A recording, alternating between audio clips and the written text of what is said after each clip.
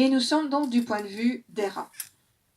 Je pousse sans ménagement ceux qui sont en travers de ma route, bien plus efficace que de leur crier dessus pour qu'ils s'éloignent. Et j'arrive à la porte en un temps record. « Qu'est-ce qui se passe ici ?» je demande, prenant ma voix la plus autoritaire. Deux costauds, larges d'épaules, mais tout de même plus petits que moi, lèvent la tête. « Monsieur, pardon, madame !» commence l'un avant de s'interrompre. Je n'ai que faire de son regard d'excuse. « Cette fille-là !» poursuit l'autre en indiquant une silhouette au visage dissimulé par une large capuche. « Elle voulait doubler tout le monde. Tout ça parce qu'elle prétend avoir quelque chose d'important à vous dire. C'est urgent, il faut que je parle à une prêtresse. » Je joue des coudes jusqu'à la fauteuse du trouble, qu'un des deux hommes maintient par le bras.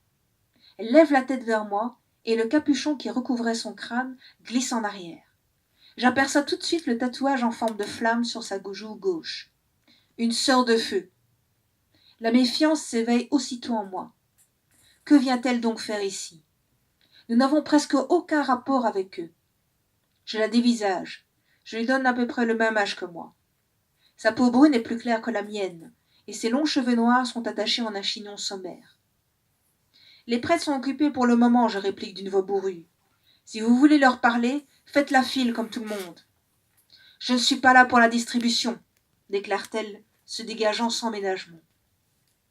La détermination brille dans ses yeux, aussi sombres que les miens, alors qu'elle ajoute d'une voix plus basse.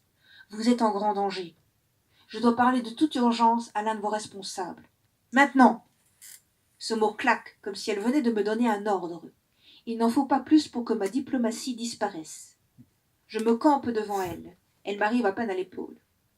Je viens de dire qu'ils sont occupés. Vous êtes sourde ou vous le faites exprès? La fille me dévisage comme si elle n'en croyait pas ses oreilles. Cela m'est égal, elle n'a qu'à respecter les règles. De plus, ce ne serait pas la première fois que quelqu'un tente de prendre un prêtre à partie.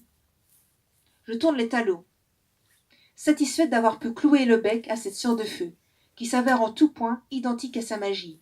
Sauvage, imprévisible, incontrôlable. Les prêtres ont bien raison de nous mettre en garde contre. Un monstre de brume vous fonce droit dessus.